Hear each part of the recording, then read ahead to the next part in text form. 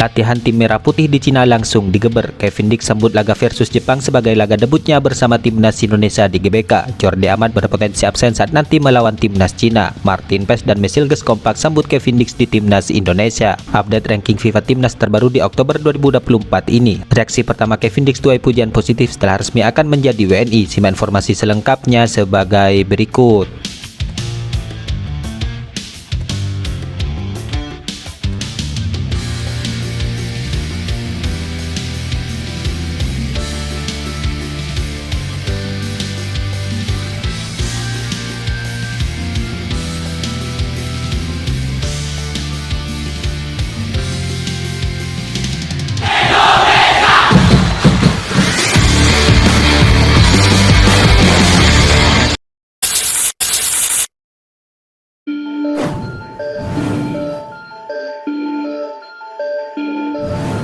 Pemain timnas Indonesia itu Jordi Amat kini kembali terancam absen untuk membela timnas Indonesia kontra timnas Cina. Cedera yang menimpa Jordi Amat kini kembali dikabarkan kambuh.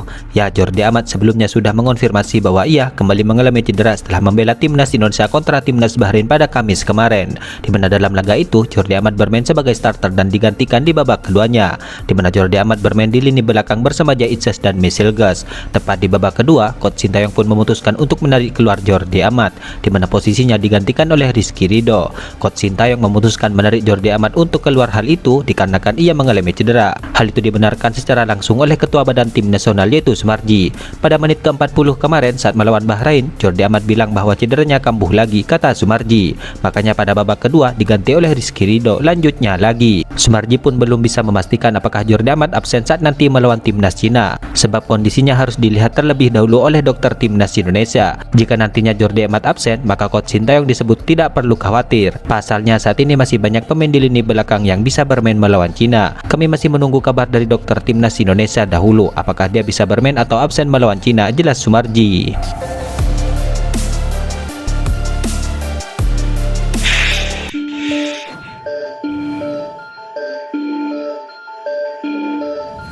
Pengamat dan komentator sepak bola yaitu Bung Joy kini tengah ramai setelah memberikan komentar tentang tambahan waktu yang kontroversial pada pertandingan Bahrain versus timnas Indonesia. Bung Joy menyatakan bahwa penambahan waktu yang diberikan oleh wasit itu adalah sesuai dengan aturan FIFA.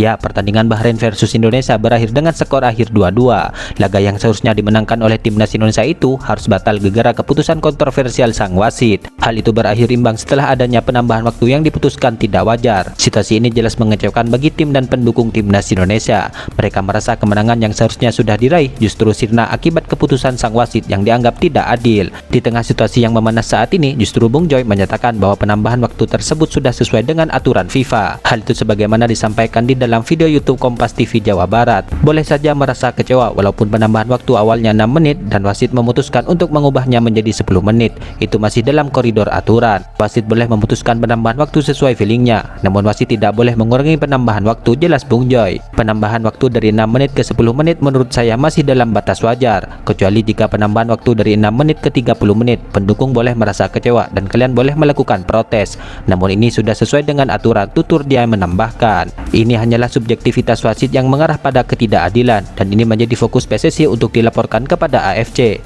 Namun hal ini kemungkinan besar akan dibalikkan karena semuanya sudah sesuai dengan aturan, papar Bung Joy. Bahkan jika kita bicara tentang VAR, wasit boleh menolak penggunaannya. Peran wasit memang sangat besar dalam sebuah pertandingan dan ini adalah fakta yang harus diterima, ujarnya menambahkan lagi.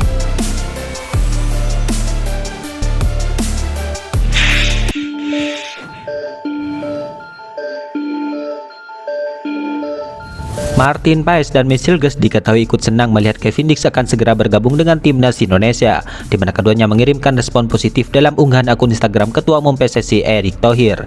Ya, diketahui Erick Thohir baru saja mengunggah foto bersalaman dengan pemain keturunan yaitu Kevin Dix. Bersalaman dengan Erick Thohir, hal itu merupakan salah satu sinyal kuat bahwa sang pemain akan segera diproses oleh PSSI. Makan siang sama pemain FC Copenhagen yang punya keturunan Indonesia, tidak lupa bersalaman, tulis Erick Thohir. Selamat bergabung di timnas Indonesia Kevin Dix, tambahnya lagi. pasti. Bahkan seperti yang sudah disebutkan oleh Erick Thohir, Kevin Dix sudah pasti akan bergabung ke timnas Indonesia, di mana sejumlah punggawa skuad Garuda pun merespon dengan positif kedatangan Kevin Dix tersebut. Finally, tulis Martin Paes disertakan dengan emoji bahagia dalam kolom komentar unggahan tersebut. Sementara Meselges mengunggah ulang unggahan Erick Thohir itu. Sama seperti Martin Paes, Meselges pun menyertakan emoji bahagia. Hal itu tanda ikut senang karena Kevin Dix akan segera bergabung ke timnas Indonesia. Selain itu, setelah Kevin Dix resmi diumumkan oleh Ketua Umum PSSI Erick Thohir di media sosialnya, tampaknya Kevin Dix pun memberikan reaksi pertamanya. Reaksi itu terlihat dalam unggahan balik Kevin Dix di akun X-nya bersama Erick Thohir. Dalam unggahan di media sosial X-nya itu, Erick Thohir menyebut Kevin Dix di timnas Indonesia.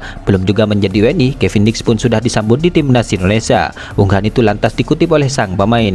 Lewat media sosial X-nya, Kevin Dix pun memberikan reaksi gambar bendera merah putih Indonesia dan emoticon dua telapak tangan menempel. Yang pasti sudah cukup lama nama Kevin Dix disebut-sebut warganet untuk membela timnas Indonesia. Ya, Kevin Dix sendiri diketahui mempunyai darah keturunan Indonesia dari sang ibu. Saat ini Kevin Dix tinggal menunggu waktu untuk menjalani proses selanjutnya. Hal itu seperti persetujuan dari pemerintah, pengambilan sumpah dan perpindahan federasinya. Tentunya ini merupakan kabar baik bagi semuanya, mengingat Kevin Dix merupakan pemain berpengalaman di Eropa, di mana ia diprediksi akan menyambut laga timnas versus Jepang di GBK sebagai laga debutnya. Hal itu bisa terjadi bila prosesnya bisa rampung tepat waktu dengan jadwal tim merah putih di laga lanjutan putaran ketiga ini.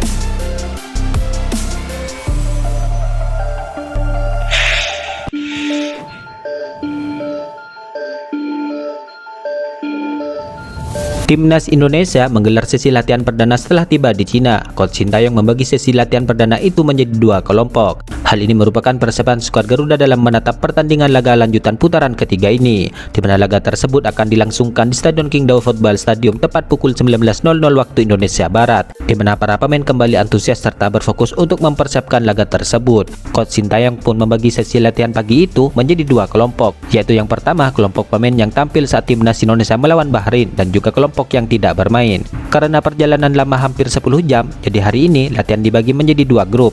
Untuk yang di hotel, untuk pemain yang bertanding melawan Bahrain, mereka mendapatkan materi di pusat nge-gym, kata Coach Sintayong. Sedangkan pemain yang tidak bermain kemarin berlatih normal di lapangan, ujarnya menambahkan.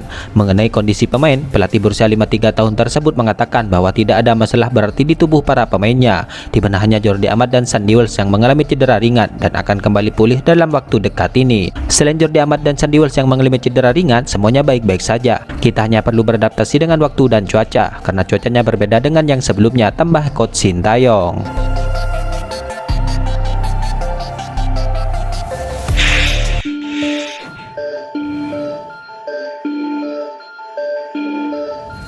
Timnas Indonesia berhasil naik ke peringkat 128 dunia pada ranking FIFA bulan Oktober 2024 ini menurut se-Asia Goal. Ya, meskipun hanya bermain imbang melawan timnas Bahrain, timnas Indonesia sendiri kini tetap mencatatkan peningkatan poin yang signifikan. Hal itu menunjukkan tren positif dalam performa tim nasional saat ini. Peningkatan ranking FIFA ini tentu menjadi kabar baik bagi timnas Indonesia yang terus menunjukkan perkembangannya di bawah asuhan Coach Sintayong. Dengan tambahan poin yang signifikan, diharapkan tren positif ini terus berlanjut mengingat Indonesia masih memiliki beberapa laga penting dalam kalender FIFA ke depannya. Pergerakan di ranking FIFA ini menjadi indikasi penting menjelang persiapan mereka menghadapi kompetisi internasional berikutnya melawan tim-tim yang tentunya tangguh. Itulah ulasan terkini hangat dan menarik seputar tim Merah Putih yang dapat kami sajikan hari ini. Jangan lupa dukung terus tim Merah Putih di channel ini dan salam olahraga.